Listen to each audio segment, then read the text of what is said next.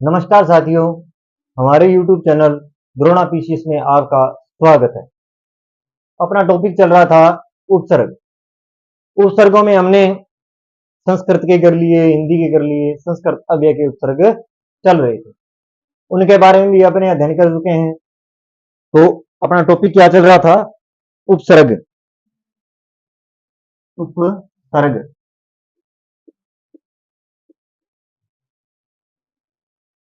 उपसर्ग मैं बात करूं उपसर्गों की, तो उपसर्गों में हमने संस्कृत के पढ़ लिए,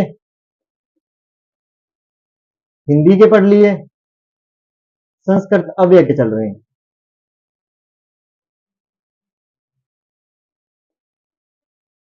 उपसर्ग संस्कृत अव्यय के उपसर्ग चल रहे हैं। अब अपने बात करेंगे किसकी? संस्कृत अव्यय की उपसर्गों की बात चल रही है।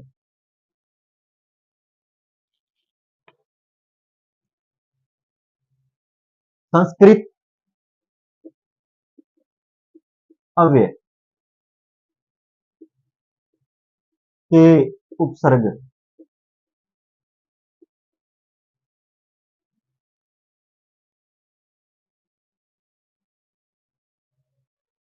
संस्कृत अव्यय के उपसर्ग कर्म संख्या। कर्म संख्या होगी, अर्थ हो गया, उसके बाद में संयोग या संधि।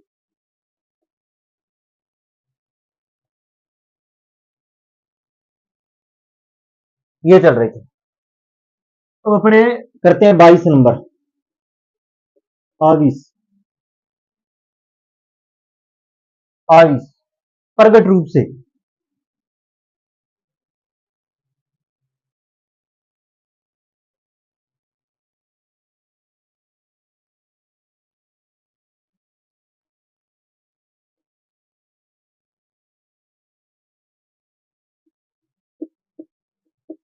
संयोग या संधि।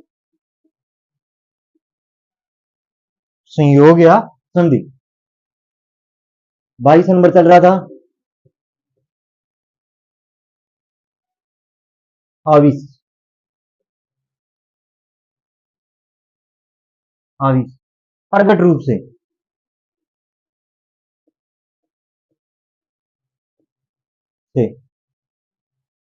अब इसके अगर उदाहरण देखूं तो उदाहरण है आविष्कार। आविष्कार उदाहरण क्या है? आविष्कार।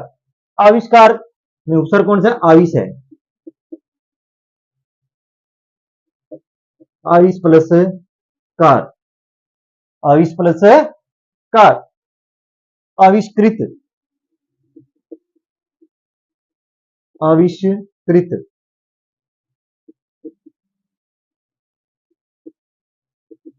आविश प्लस कृत, ये बनते हैं। ये है किससे? संधि नियमों से। किनसे बने ये शब्द? संधि नियमों से। आविश। आविश का मतलब क्या होता है? प्रगट रूप से। आविश का मतलब आविष्कार में आविश। आविष्कार में कौन सा लगा है? आविश। मूल शब्द क्या है? कार।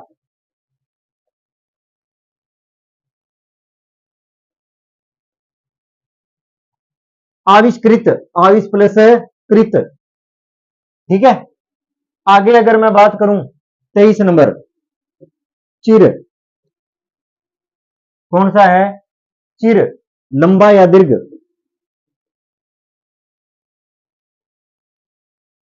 लंबा या दीर्घ? चिरकाल।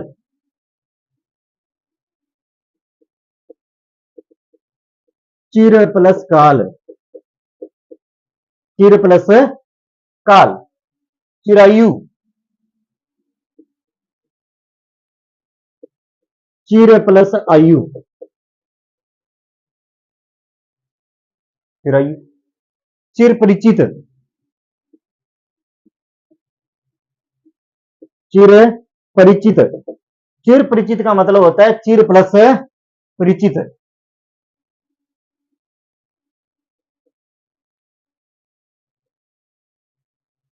परिचित। चिर प्लस काल, चिर प्लस आयु, चिर प्लस परिचित, चिर परिचित। तो देखो आविष प्रगट रूप से, आविष प्लस कार, आविष प्लस कृत, इसमें कौन सा उपसर्ग लगा हुआ है? आविष उपसर्ग लगा हुआ है। चिर, चिर का मतलब होता है लंबा या दीर्घ, जैसे चिरकाल, चिर आयु, चिर परिचित। चिरकाल, चिर आयु और चिर परिचित, तो इसमें कौन सा उपसर्ग लगा हुआ है? चिर उपसर्ग लगा हुआ है। एक बार फिर देखते हैं। देखो आविष का मतलब क्या होता है? प्रकट रूप से। आविष्कार में कौन सा उपसर्ग लगा है? आविष लगा है। आविष्कृत में कौन सा लगा है? आविष लगा है। चिरकाल में कौन सा लगा है? चिर प्लस काल लगा है। चिरायु में चिर प्लस आयु, चिर परिचित में चिर प्लस परिचित है। अब बात करते हैं आगे।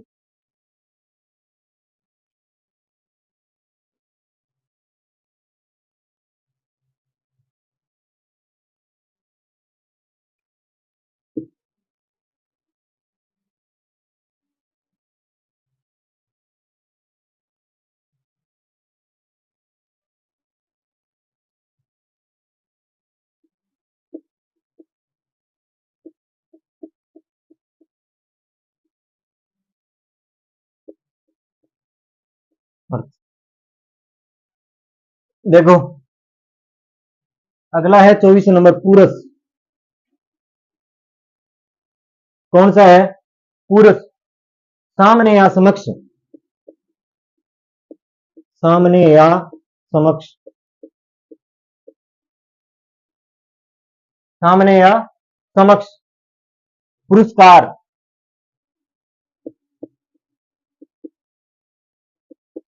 पुरस प्लस कार, तो कौन सा उपसर्ग लगा हुआ है?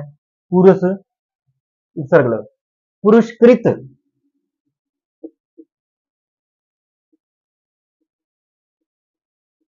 तो कौन सा लगा हुआ है? पुरुष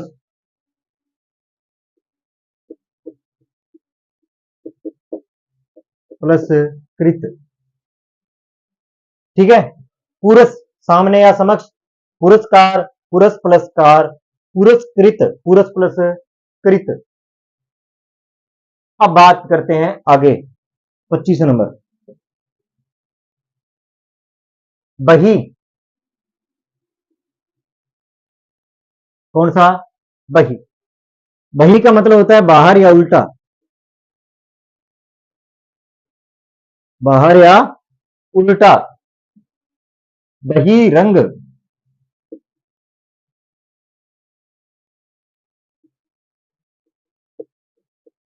बहिरंग, तो बहिरंग में कौन सा हो जाएगा? बही प्लस रंग। ठीक है। बहिष्कृत,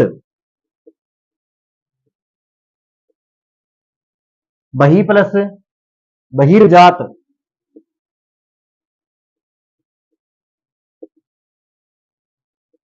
बही प्लस जात,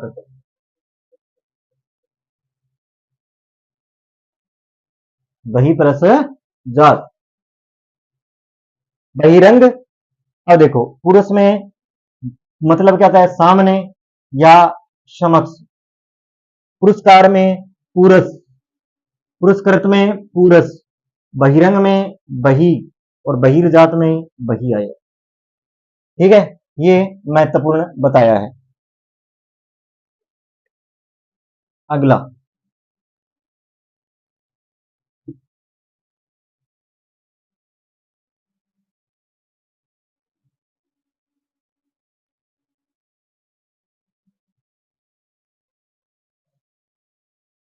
अगला है बहिष। अगला है 26 नंबर बहिष। बहिष, बहिष, बहिष का मतलब होता है मना करना, मना करना, मना करना। बहिष्कार,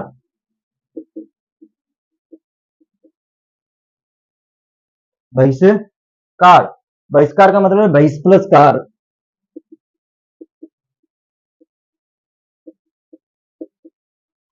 बहिष प्लस कार, बहिष प्लस कार, बहिष्कृत,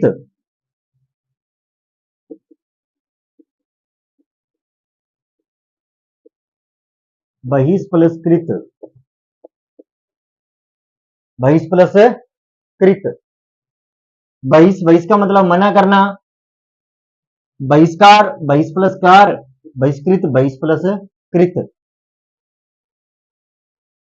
अगले की बात करूं 27 नंबर की, 27 नंबर है तीरस। क्या है? तीरस। तीरस का मतलब भी क्या होता है? मना करना। तिरस्कार,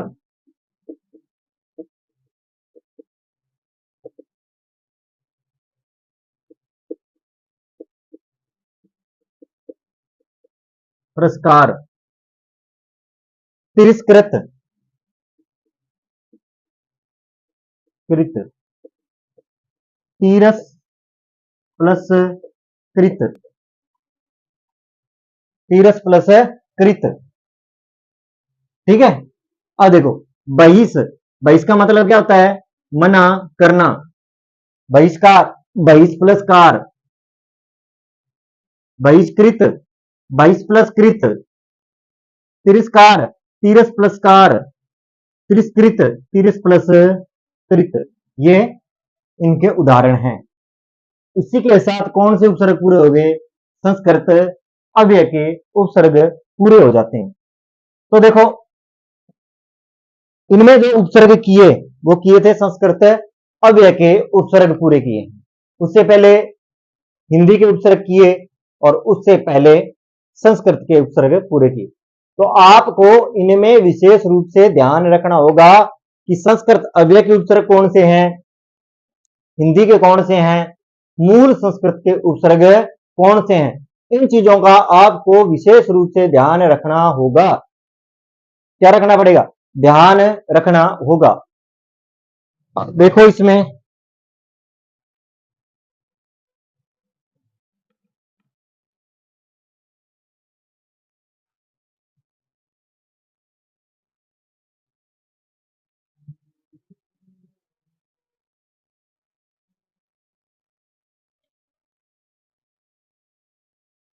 आगे देखते हैं। जैसे अपने संस्कृत अव्यय में उपसर्ग किया है, आज की बता देते हैं। जैसे आविष किया है, आविष किया है, चिर किया है, पूरस किया है, ठीक है, बही किया है, बहिष किया है, ठीक है, तीरस किया है। इन चीजों का विशेष रूप से अपनों ने उपसर्ग, और ये उपसर्ग है किसके?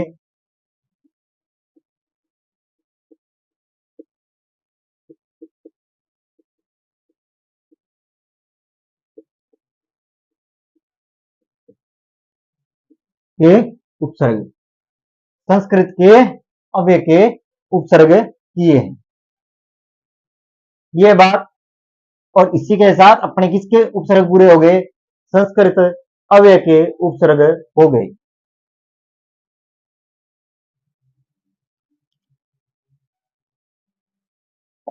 अब बात करते हैं आगे।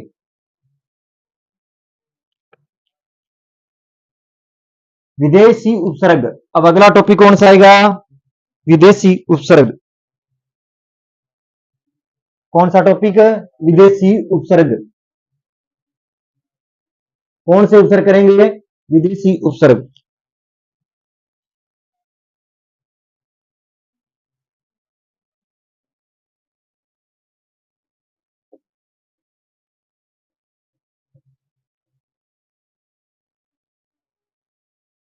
विदेशी उपसर्ग अरबी फारसी भाषाओं के,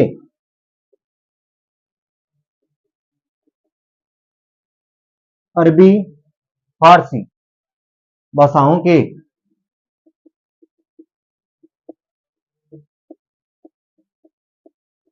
उपसर्ग, उपसर्ग इनका अपना, इनका अपना निश्चित अर्थ होता है।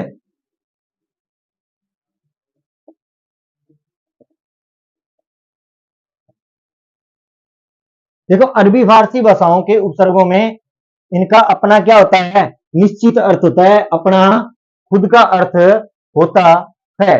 इनके अंदर क्या होता है कि इनका अपना खुद का अर्थ होता है। लगते हिंदी जैसे हैं पर वो है नहीं।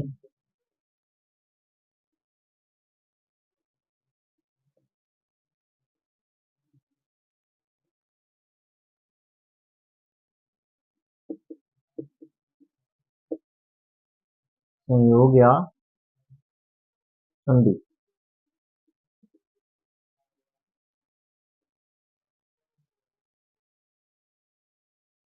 सबसे पहले है अपना एक नंबर कम।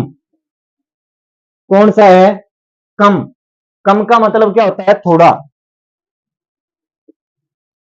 कम का मतलब क्या होता है, थोड़ा। कमजोर।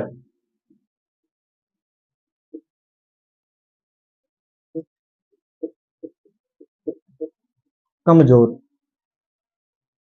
कमसीन। कमसीन।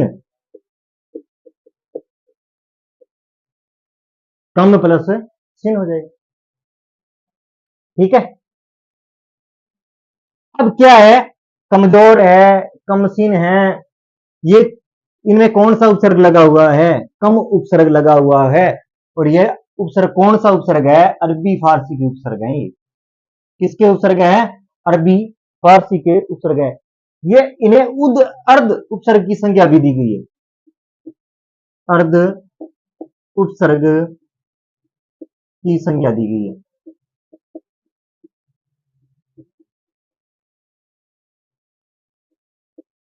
दी गई कैसी, अर्ध उपसर्ग की संज्ञा दी गई है। बै। अगला कौन सा है, बै। बै का मतलब होता है सहित या साथ। सहित या साथ। क्या होता है, सहित या साथ। सहित या साथ। बैतोर। बै प्लस तोर।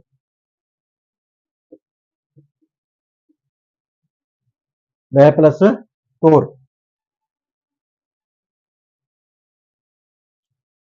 बै प्लस तोर। बै शरत। विशर्त। बै प्लस शरित। शरित। बेखूबी।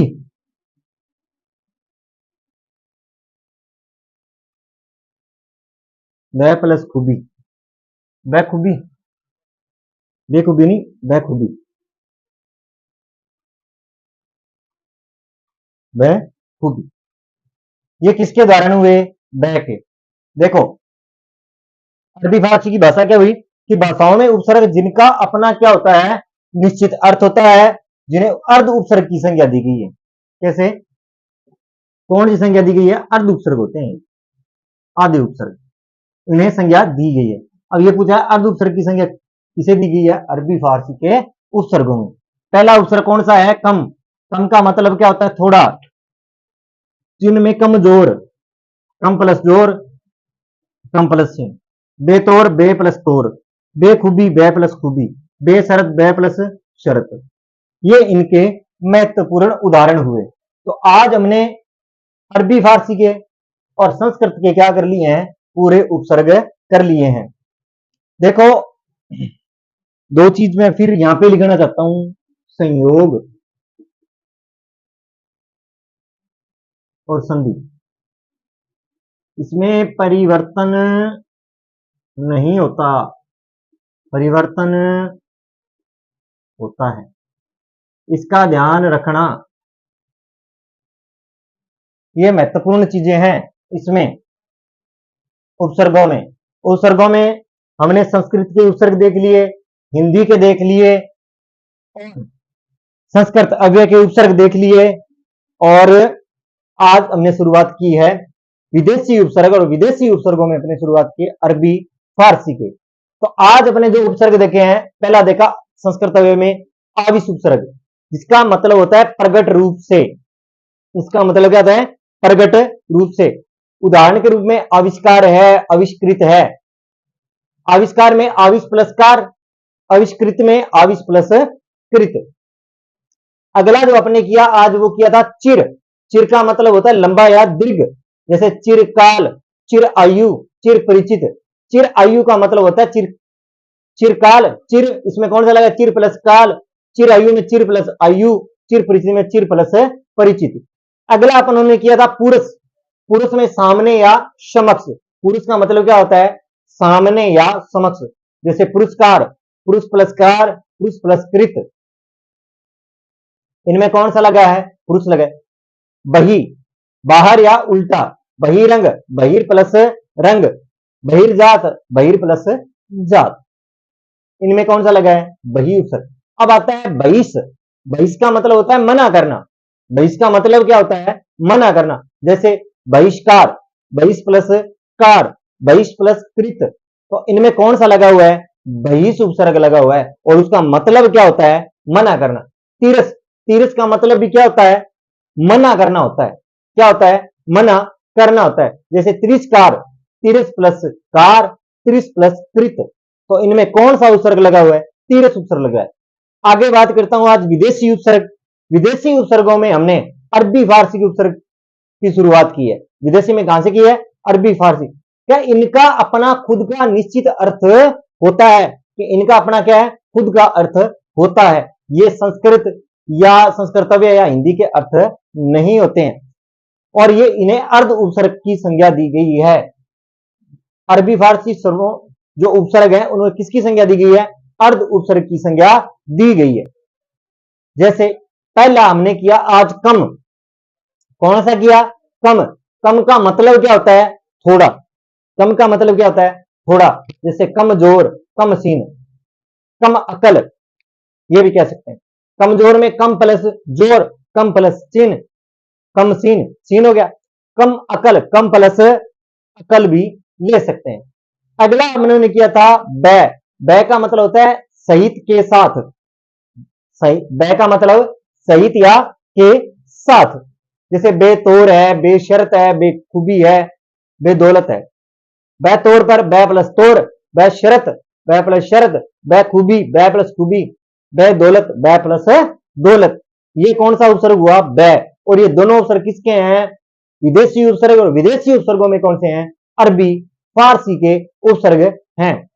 तो इनका आपको उपसर्ग का पता होना चाहिए, उसका अर्थ पता होना चाहिए, और उसके बाद में आपके क्या बनता है? उदाहरण आते हैं, उनका भी आपको विशेष रूप से ध्यान रखना। उनकी परिभाषाएं, उन्हें क्या कहते हैं, इन चीजों के बारे में अपने को विशेष रूप से पता होना चाहिए, जिससे क्या आपका उपसर्ग का प्रश्न गलत न हो।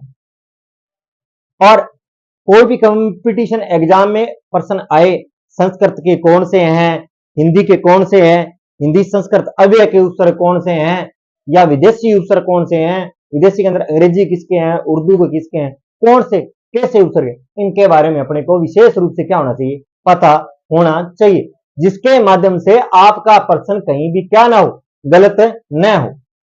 तो आज के लिए इतना ही। अगर आपको मेरी क्लास अच्छी लगी हो तो चैनल को सब्सक्राइब करें, लाइक करें, कमेंट करें। धन्यवाद।